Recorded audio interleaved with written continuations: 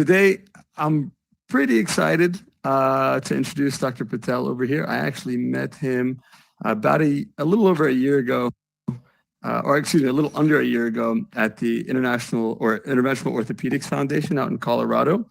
And we kind of met over some drinks at what was that? I can't remember the name of that pub, but anyways, pretty cool guy. So let me tell you a little bit about him. So Dr. Patel is a specialist in interventional orthopedics and regenerative medicine. He's board certified in physiatry and sports medicine, and he's fellowship trained in interventional pain management. He's an associate clinical professor at the Western University and Touro University Colleges of Osteopathic Medicine, and is a serially invited speaker and instructor for various organizations, including the Interventional Biologics Foundation, TOBI, and many more. In addition to journal and book chapter publications, Dr. Patel is the illustrator of the Musculoskeletal Ultrasound Cross-Sectional Anatomy Atlas, which won the Association of American Publishers Prose Award for Best Book in Clinical Medicine. So everybody put your virtual hands together for Dr. Shounuck Patel. Dr. Patel, the stage is yours. Thank you. Thank you very much. First of all, it's a pleasure being here. This is the first time doing this, so this is exciting. Can you all hear me okay? Thumbs up, hands up, something? All right. Yeah. All good. Perfect. Woo! Well, thank you to the In Virtuo fam for inviting me. I think that this is a really exciting forum, and I hope you all enjoy. I think that this is something that's going to grow and evolve, and keep your eye out, because this is going to be a good thing. Thank you. Hey, Mark. So today I'm going to be talking about the biomechanics of pain. So I'm going to start off by explaining a little bit about myself. I think we have a mixed crowd here with clinicians, physicians, patients, passerbyers. So I'm going to kind of explain a lot of what I see in the orthopedic space and how I see the field evolving over the course of the next several years. Sorry, I'm going to be advancing this slide over here. My background is that I'm an instructor for various different organizations and illustrator for this atlas. If anyone's interested in musculoskeletal ultrasound for their clinicians out there, this is something that kind of has a different view of ultrasound. So, shameless plug right there. My background, though. So I'm a DO, a doctor of osteopathic medicine. And for those of you that don't know, DOs and MDs are the two types of physicians here in the US. And we do the same training as MDs as far as medical school and as far as residency is concerned, things along those lines.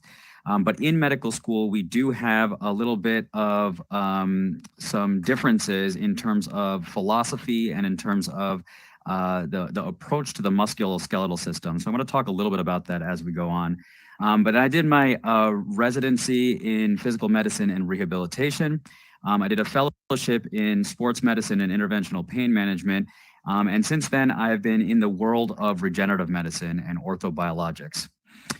This plays a factor because these types of treatments are things like using a patient's own blood growth factors, PRP, things like quote unquote stem cells, things along those lines that we use to help patients avoid steroid injections and avoid surgery. But in order to do these treatments appropriately, ultimately, we need to look at more than just the thing that's causing pain. And one of the focuses of my talk is ultimately going to be, how do we approach the patient in a multifactorial, in a truly comprehensive way in order to get the best possible outcomes? So I'm going to talk about two general concepts. Number one is going to be functional orthopedics. And number two, I'm going to talk a little bit about the biomechanics of pain. So concept of functional orthopedics. Why have you not heard this concept before? The answer is because I made up the term. The concept of functional orthopedics is something that I've kind of labeled as my generalized philosophy, which is based on my philosophy in osteopathic medicine in physiatry, in physical medicine, rehabilitation, and in regenerative medicine. So osteopathic medicine has four major tenets: that the body is a unit, that structure and function are interrelated, the body possesses its own self-regulatory, self-healing mechanisms, and then true rational treatment should involve all of those concepts. Well, my background in physical medicine and rehabilitation really has focused on structure and function being interrelated. My focus now on regenerative medicine is in the body's ability to heal itself, and ultimately functional orthopedics is a combination of all of these concepts. And the idea of functional orthopedics really comes partially from the concept of functional medicine. And with functional medicine, they have this kind of mentality of looking at the body and looking at things that are going on as if we are a tree. And this is not my concept, so I did steal this from others. But ultimately, when we have symptoms that are going on, what we're seeing are the leaves, right? The things that we see when we look at a tree are the most prominent things that we see are the leaves. And those leaves are the most evident things that we're able to see when we have symptoms, when we have pain, when we have dysfunction, when we have nausea or vomiting or any of these type of things. Ultimately, the things that are going on are the symptoms, and that's the trees that we're looking at. But we can't have those trees if we don't have the trunk, if we don't have the stems and the branches, right? Well, that's all the balance of the body. So that's the balance between structure and function. That's the balance between our mind and our body. That's all the stuff that ends up being so important in allowing these leaves to be seen. But that's not the root cause. So in functional medicine, kind of look at what are the main things that are actually causing these symptoms? What's the underlying reason behind the pain, right? What are the things that have led up to us getting these injuries in the first place? So this is where things like our sleep, our genetics, our injuries that have occurred, our nutrition, our stress, all of these factors end up playing into what's causing our symptoms to occur. So using that mentality, I created this kind of functional orthopedics tree that lays out all of the things that are involved with our body's injuries and our ability to heal. So that being said, what exactly is it that I'm going to be talking about with biomechanics? Ultimately, that has to do with the structure and function component of the tree. So structure and function have been interrelated in a lot of different research. There's been plenty of articles talking about how tendons, which are the things that connect muscle to bone, joints where bone meets bone, where all of these things are interrelated with the way in which we are moving. And there's some interesting research that shows that when we're healing from an injury, if we get an injury to our tendons, and if we're completely immobilizing that tendon, well, then that tendon's not going to heal appropriately. On the other hand, if we go straight back into a higher level of activity, well, then we can cause a re-injury. The classic example of this is not a tendon, but actually a ligament. I'm sure all of us have either sprained your ankle or know somebody that has sprained your ankle, right? Well, if you've sprained your ankle in the past, the previous treatment used to be immobilization. Rest. Let's put a boot on, right? Let's stop moving, and let's try to quote unquote let that ligament heal, right? But we recognize, though, that's what led us to the situation where we get repetitive injuries to our ankle ligaments, right? That's when we get repetitive sprains where we twist our ankles more because those ligaments are not healing appropriately. We used to throw non-steroidal anti-inflammatory drugs at these injuries, and then what happens, right? The anti-inflammatory medication actually calms down the inflammation so we have less pain. But inflammation is the first part of healing, right? And if we don't have that appropriate healing take place, then we're not going to heal appropriately. Now, if we completely immobilize our ankle and we're stopping the healing process, well, now all of a sudden, it's the recipe for scar tissue to occur. It's the recipe for a ligament or tendon or other structure to not heal appropriately. So ultimately, the way that our soft tissue, our tendons, our ligaments move, act, react, all have a process and have a pattern that are associated with the appropriate healing that takes place with everything from injuries to those soft tissue structures all the way to conditions like osteoarthritis or wear and tear of the joint. And this concept of things being interrelated is not a new concept. This concept of looking at a functional unit of a joint or of a specific area is actually an old concept of functional spinal unit that was demonstrated by some surgeons back in the 60s that wrote a textbook that looked at, hey, if you have a low back condition that's causing nerve irritation, that's causing symptoms to go down the leg and things along those lines, well, there's multiple different components to that spine that are involved in that picture. So we have things like your intervertebral disc, but you also have things like your facet joints, your ligaments, your muscles. All of these things end up being involved as a piece of the picture. So in traditional pain management, in the traditional world of orthopedics, well, what do? We treat the pain generator. Right? If it's a nerve pinched causing pain down the leg, well, we treat the epidural space to calm down the nerve inflammation. If it's pain coming from a joint, well, then we just treat the joint. But traditionally, we're not treating all the other structures in the functional system. But now, with orthobiologics, with using your own body's ability to heal, we're able to introduce specific injections to different areas and actually address not only the pain generator, but also the structural components of what's going on. And it's not just in the spine that we see this.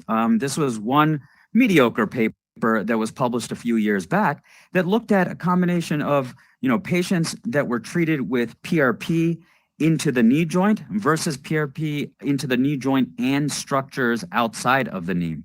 And when we used a treatment to address not only the pain generator, but also the other functional elements, well, then we ended up getting much more significant benefit.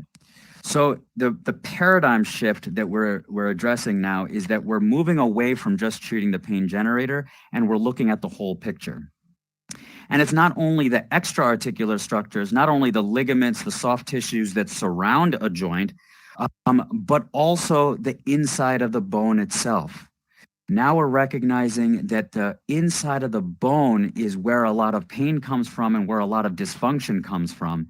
And that the number of stem cells or things that we have that are in charge of the healing process that are in each joint, as we get older and as we have arthritis, these cells are actually depleted or decreasing. So it's a matter of not only addressing the pain generator and the soft tissue structures, but now we should be also addressing the inside of the bone itself. So all of a sudden, the injection targets that we've had in traditional pain management have exploded because now we're looking at the functional unit of the joint or the functional unit of the spine or the functional unit of whatever it is that we're treating. But it doesn't quite end there. So I'm going to give you this example of the knee. And when you have a genu varum moment, which is for those of you not in the medical field, you may have noticed, I can't demonstrate on myself because I don't have, virtual reality pants on, but you may have noticed people that have, bow-legged knees, right? They look like they're riding a horse, right? A lot of people genetically can have that bow-legged appearance gradually happen over time. The opposite is also true. People can be knock-kneed or the knees can actually go inwards. But when you have a bow-legged knee, this is a right knee that we're looking straight at right now. And when that becomes bow-legged, you can see that the ligament structure on the side of the knee can actually get stretched. And then there's more pressure that's being placed on the inside of the knee. This is the type of thing that leads to osteoarthritis on the inside of the knee joint. But when we're treating this, we can't just treat the inside of the knee joint then. Now that we have orthobiologics that can strengthen soft tissue structures like ligaments, it's important to not only treat the inside of the knee joint, but also treat the stretched ligaments on the outside of the joint as well. And the opposite is true for patients that have a genu valgum moment, or when the knee goes inwards. When you're knock-kneed and the knee goes inwards, the ligaments on the inside of the knee are being stretched and the outside of the knee is being compressed. But what exactly is causing that? So if this is something that's symmetric on both sides, on both knees, then it might be something that is genetic. It might be a part of your makeup. But when a patient comes to me and says, you know, doc, I have right knee pain, no specific injury that caused it, but I have this right knee pain on the outside of my knee, and I look at them and their knee is going inwards, right? If the knee is going inwards, I have to step back and ask the question, why? And that's when we realize that there's other structures completely outside of the knee that could be contributing to this.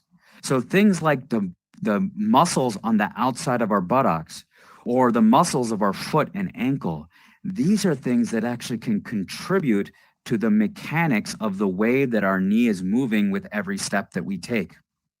And to take that further, if we've ever had an irritation to the nerve in the low back, if we ever had sciatica or tingling down the leg, well, that's something that could actually contribute to the weakness of the butt muscles that then causes the knee to go inwards also. So we have to start looking at the whole kinetic chain. So the biomechanics of the way we are moving can contribute to the pains that are occurring in the knee. And I'm sure you may have heard of something called runner's knee. This is a condition where the front of the knee, where the kneecap is, becomes painful. It's oftentimes seen with runners, especially in increasing mileage and increasing activity. Well, this has actually been linked to the way that the thigh bone is actually rotating. And what that looks like is this. This is kind of a bottom-up view of the knee. So this is, you're lying down on your back, your head is past the screen, and your feet are towards you. So if I can kind of demonstrate with this guy over here. So this is as if you're lying down like this, and we're getting a cross-section view right here. And when you look over here at that knee, that bone at the top called the patella, that is the kneecap. And you can see that that sits in this nice little groove. Now, if the buttock muscles, specifically the butt hip external rotators, are weak, then instead of the femur moving in this direction, the red drawing right there, the bottom arrow, is the hip external rotators that are rotating this knee, this femur in a counterclockwise way. Oh no. Did I lose that? That's interesting. If that happens, you might, your other avatar, if you have him exit and come back in, it might, okay, let me see. it might resolve that. Yeah. Let me see. Sorry about that, guys.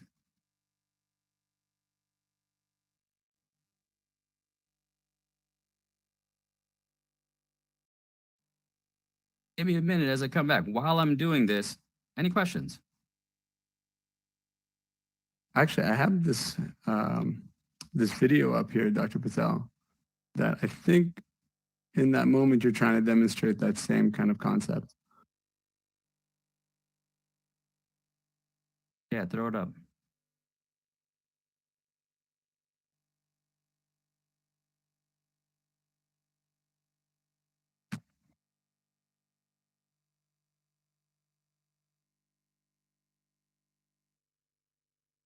So we don't have volume in this video right now, but what you can see is my patient care coordinator, Alexi, over here, was just stepping forward. I'll actually rewind just a little bit here.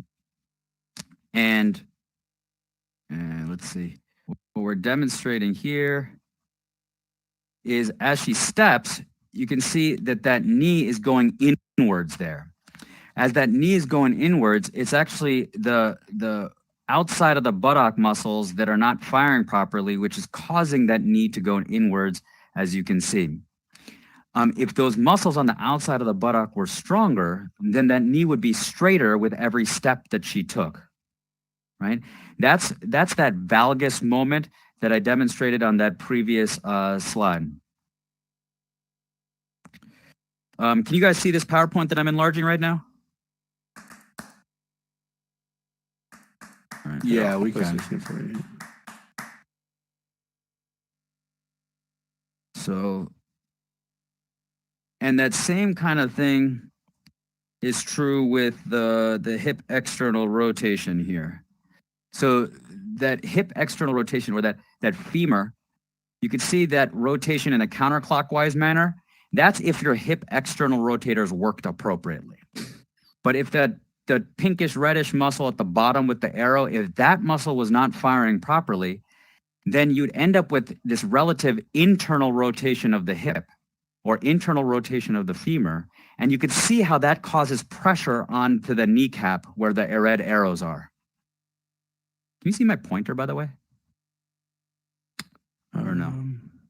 I can get your pointer No? here. Hold on. Let's see. I can throw a paper airplane at it. Juan, can we bring on the laser pointer, please?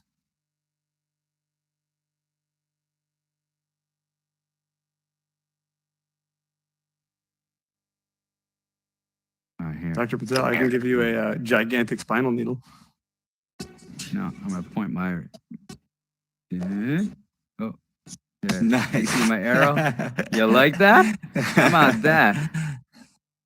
So I can see with my trusty paper airplane here that as this rotation takes place here, this is the area where the patella and the femur end up hitting, right? Now, as this patella and femur hit, then what happens? There's this blue ligament right here called the medial patellofemoral ligament, right? And that medial patellofemoral ligament, I lost my keyboard here. So that medial patellofemoral ligament that we see here ends up getting stretched. So now we have an issue, not only, oh, thank you. That's probably better than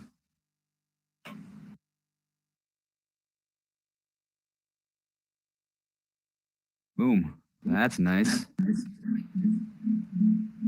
So that medial patellofemoral ligament right here ends up getting stretched. And now we have this pressure that's being placed on the patellofemoral joint. Then we have the cartilage, the smooth surface of the joint starting to wear out. Then we have the bone underneath the cartilage starting to get worn out.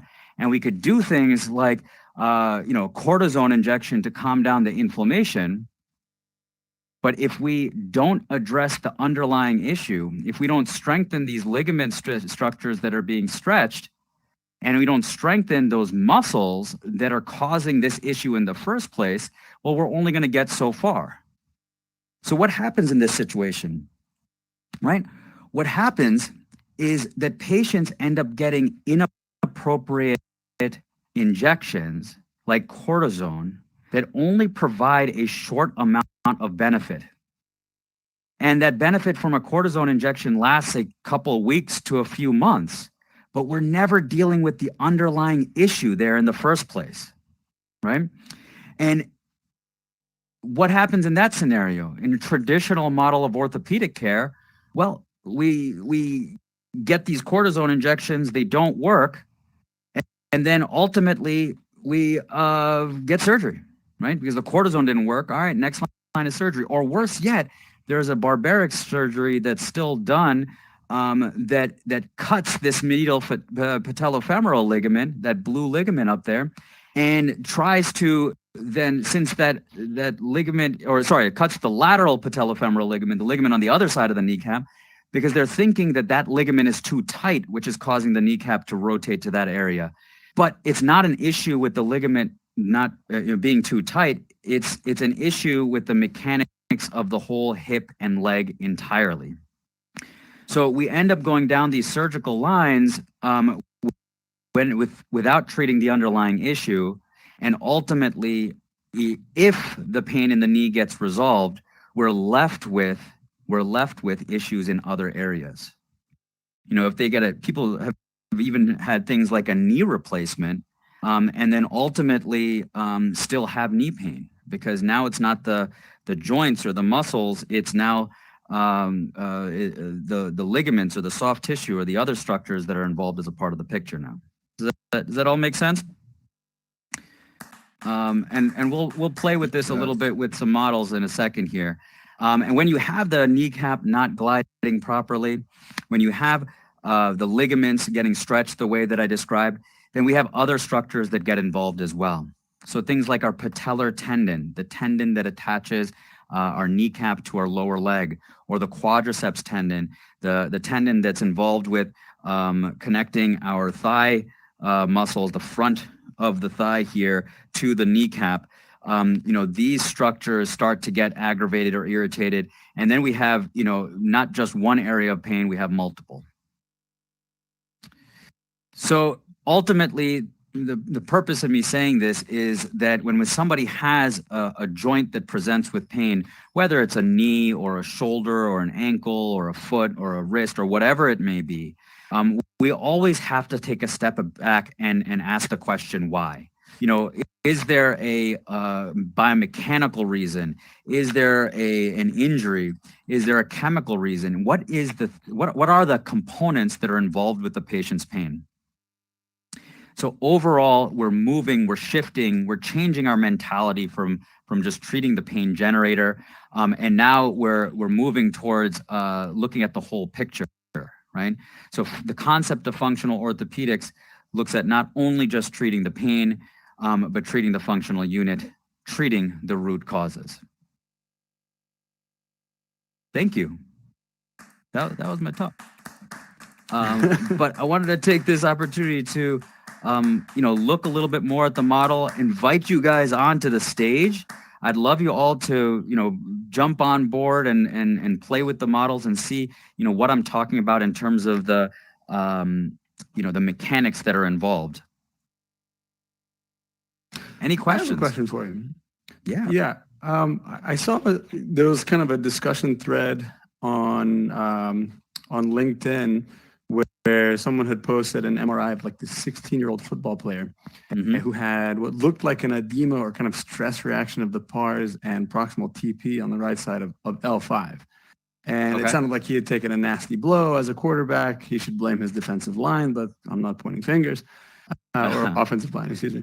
And they were going on and on about, you know, does he rest? Does he take NSAIDs? You know, what have you? And then someone eventually brought up the, you know, treating with orthobiologics for the stress fracture itself. But yeah, thinking in a preventative term, you know, like a 16-year-old athlete probably shouldn't be getting, you know, stress reactions in his bones. What kind of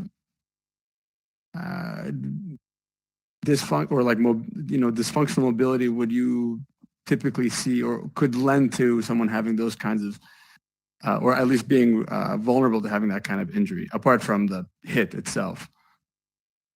Yeah, so that's a hard question, because I just recently had a patient that had a young kid, I think he's 17 maybe, football player, tall guy, who had a pars fracture in his low back, similar type of scenario. The conservative management of which is just, you know, rest, relative rest, potentially bracing, etc. But these things may or may not heal appropriately. The reality is that a stress fracture isn't necessarily the thing that's causing the pain, but it oftentimes is. And the question is, what do we do about it? A young kid in this type of scenario, we don't want to do a surgery, but it is important for us to figure out, like, all right, you know, is this something that needs to be healed, has to be healed, can be healed? So the first and foremost treatment to recognize is we got to take the patient away from the insult that's causing the pain in the first place.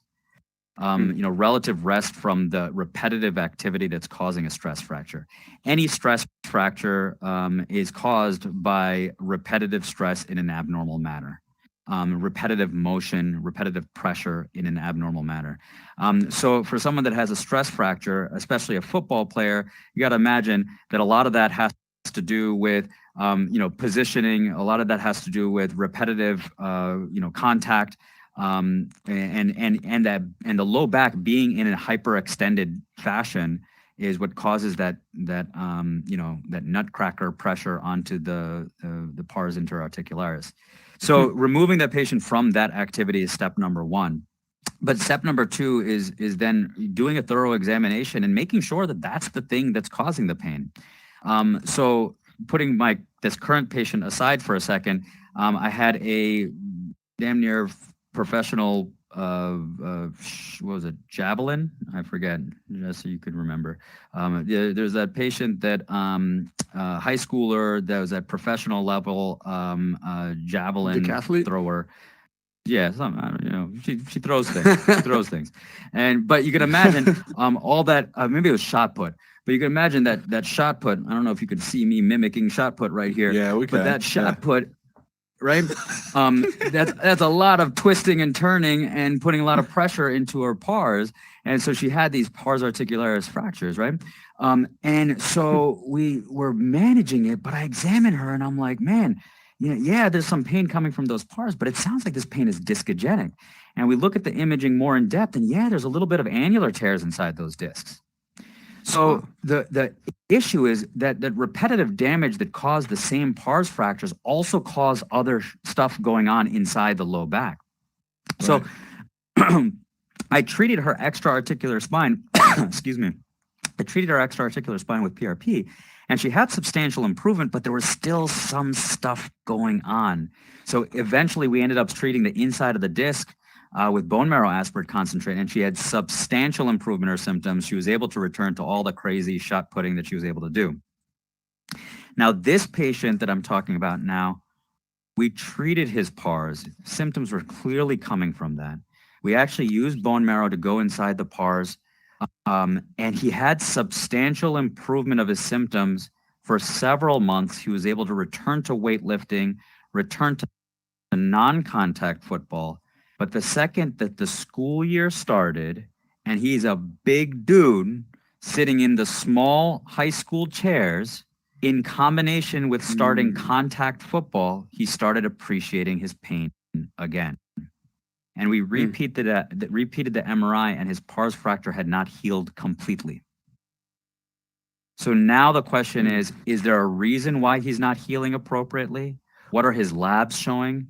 Does he have any other factors that are involved that potentially are causing him to not heal correctly? Those things need to be addressed first, and then we have to make the realistic decision of, do we want to try to do another procedure at those pars and try to get continued healing taking place? Or does this guy need to decide on no longer doing football? What are you looking for go ahead. Sorry. What are you looking for in the blood work? Are you looking for some sort of like a seronegative spondyloarthropathy or something that impair healing? Yeah, so for young males, you're thinking of things like what are your ankylosing spondylitis and things along those lines, right? Your HLA-B27 that you're looking for, some kind of rheumatologic reason for an underlying issue. As we get older, as males get older, we have to think about things like testosterone, right? Our testosterone levels start to deplete, unfortunately, over the ages of 20 or 30, particularly with stress, things along those lines. I don't have that problem because, unlike my avatar, I am balding. But the reality is that the testosterone levels, if those are depleted, can contribute to an abnormal healing as well. But there are multiple, and if you're not male, there are multiple other reasons as well. And then there's more esoteric stuff. If you go through your blood work, cholesterol, diabetes, blood sugar, et cetera, are like the most common things that could be involved as a part of the picture. But other things like heavy metal toxicity or, bugs that are staying in the system, various different viruses and fungi and things along those lines.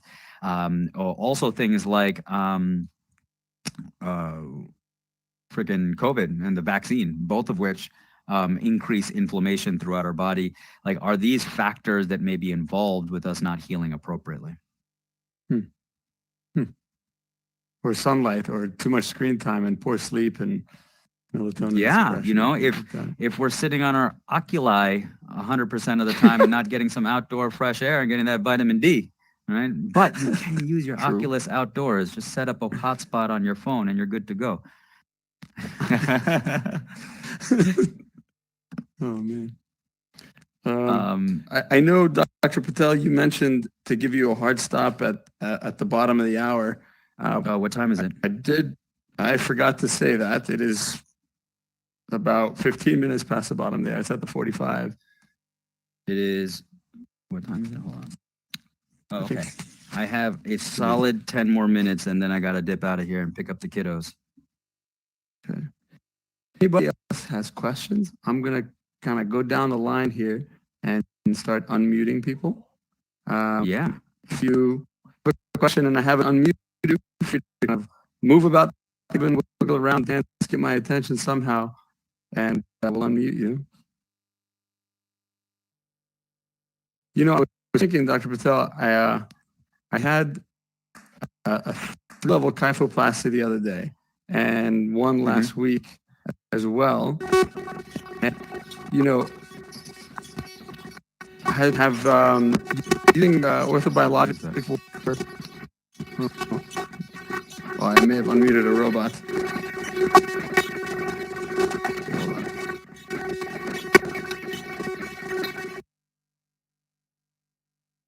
Okay. You can fix that. But yeah, That was an interesting has there question, been that any robot just literature had. on? Yeah, I know. It was all I got was ones and zeros. Yeah. Anybody? No? Okay. All right. That's good. I like that. I like that. Would you use bone marrow aspirate for compression fractures? So that's a good question, man. I have not done that yet, although I know that there are some folks that are doing that. So in theory, it depends on what kind of compression fracture are we talking about. Was it a traumatic fracture? Was it something that was a stress fracture with osteoporosis? There's actually some pretty good literature with bone marrow aspirate concentrate for non-healing, non-displaced fractures. But what category does a compression fracture fall into, right? That's what's a little bit challenging about this. With the compression fracture, putting bone marrow inside may, in theory, help with some of the pain associated with it, but it's not going to affect the structure whatsoever. So, you know, kyphoplasty or vertebroplasty makes sense for those acute traumas, but perhaps if there is pain that's still there with a subacute or chronic type of issue, or if we're starting to see end plate changes or discogenic changes that are in relationship with that fracture, then that might be something that a bone marrow aspirate makes a lot of sense with. I see. Yeah, I guess I most commonly see just, you know, your 80-something-year-old osteoporotic compression fracture. And most of the time, they don't really remember the insulting event. The patient I had, I think it wasn't until a month after we treated her that she remembered straining on the toilet, and that's when the pain started. So yeah, I don't know how well that bone would heal necessarily. Yeah, that's a challenge. I think that's the type of scenario that a kyphoplasty makes a lot of sense, right? But we also have to recognize in those settings, like, yeah, your 80-year-old female with that compression fracture, why is it that she got that compression fracture in the first place, right? You know, it's because she has osteoporosis. And if we don't deal with that osteoporosis, then ultimately, you know, I've seen cases where you had a kypho and then the next level up ends up getting a compression fracture. So, and then you just do, you know, we're just going to kypho the whole spine at that point, right? Like, so the point is, like, you know, we got to deal with that underlying osteoporosis. Now, where orthobiologics could actually be really beneficial is when you have that osteoporotic fracture and you do that kyphoplasty. Well, ultimately, now you're going to have this strong bone, for lack of better terms, and then weak crap all over it.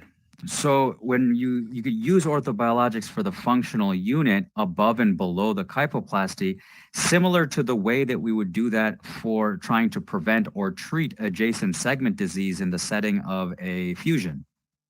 I see a lot of patients that have post-fusion, A, continued pain, or B, new pain from above and below the fusion. And that's a scenario where we really want to treat the functional unit above and below. You know, that makes total sense, man. I mean, so that the lady I was alluding to, she had this 3-level and, you know, kyphoplasty went fine and she was doing great for a few days. And then now she's got this horrible kind of myofascial pain in the back with just really taut bands. I mean, the tissue texture changes are just out of this world, and she's in a tremendous amount of pain. And she's 93. I can't give her muscle relaxers. I can't give her NSAIDs. She's also on Eliquis. Right. She's got a brace. Right. It's like, you know, what would I do other than just trigger points and heat pads? I guess, you know, putting Prolo and PRP in the interspinous ligaments, supraspinous ligaments, transverse ligaments. Yeah. I think that that's a reasonable strategy, you know? I'm gonna grab the spine model real quick and. Oh, yeah.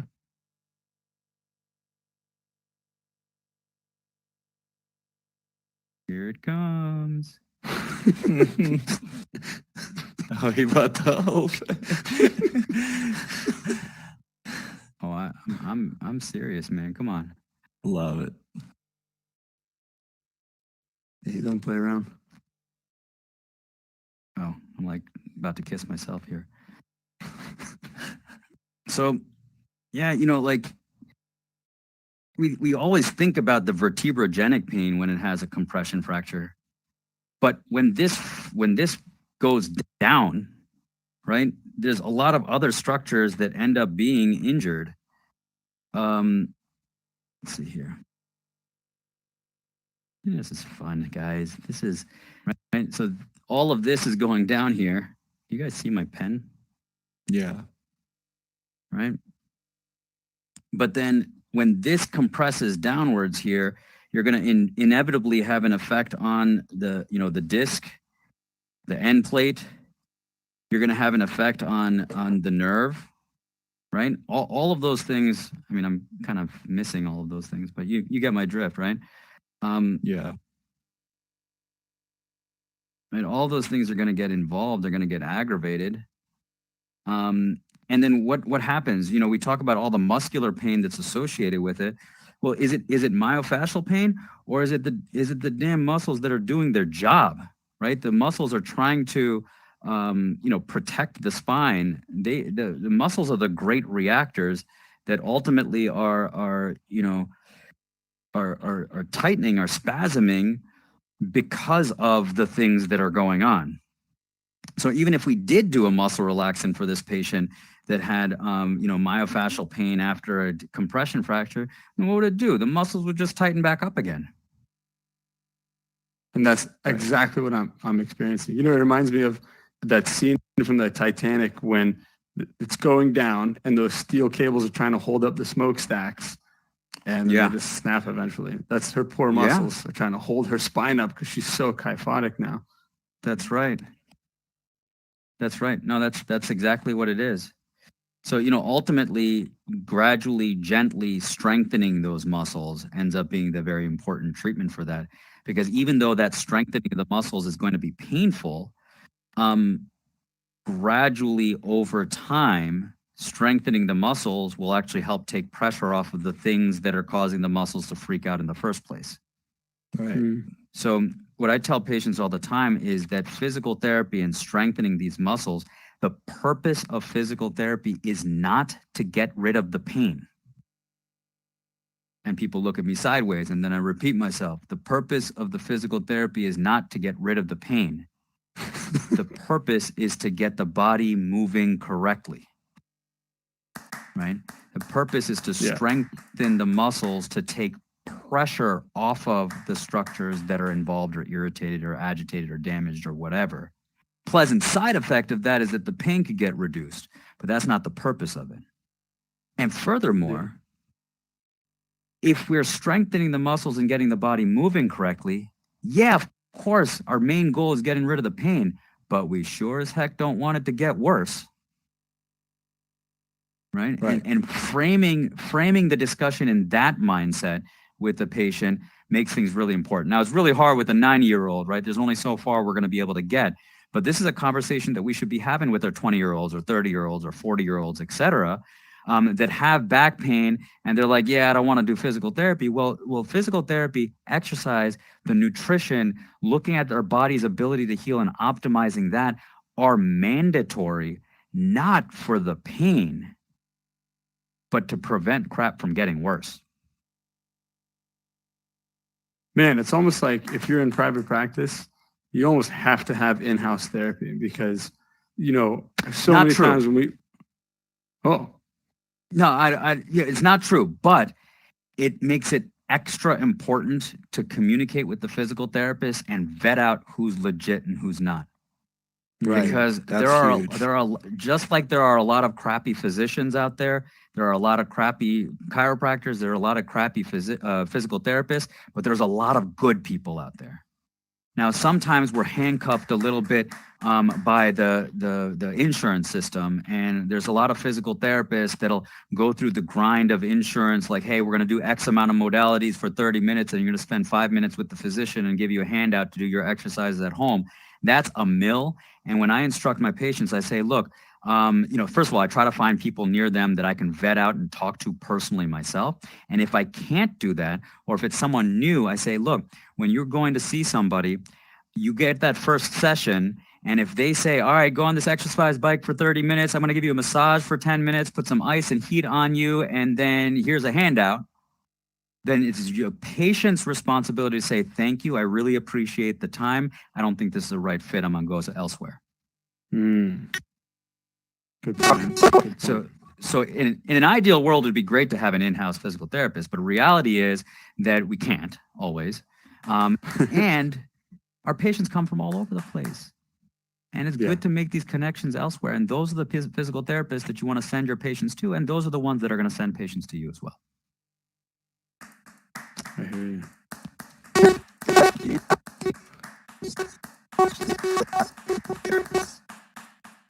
Dr. Zemanuel, if your voice is kind of coming in robotic, if you hop out of the stage and hop back in, it usually fixes that problem. Although I think Dr. Patel's time is coming to an end. What time is it? Let me check. Wait, I gotta find my desk here. 4:55 California time. Okay, we can keep talking. I'm just gonna change out of my clothes, not in my avatar. You're gonna see me. Whoa, wait! We didn't tell you about the new feature. Hold on. Oh. Would that be awkward? All of a sudden, I start taking off my pants up here. You're live. I got to make sure that I don't have my door open with my staff right now. Yeah, all right.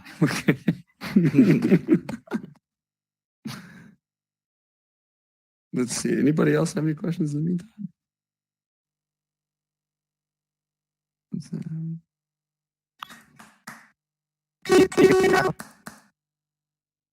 Someone's asked a question. That's still kind of robotic, but go for it if we can't hear you.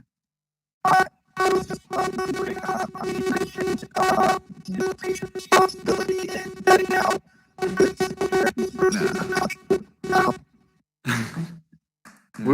I'm sorry, Dr. Zemanuel, we're still getting robot voice, but if you want, here, let me come in front of you here.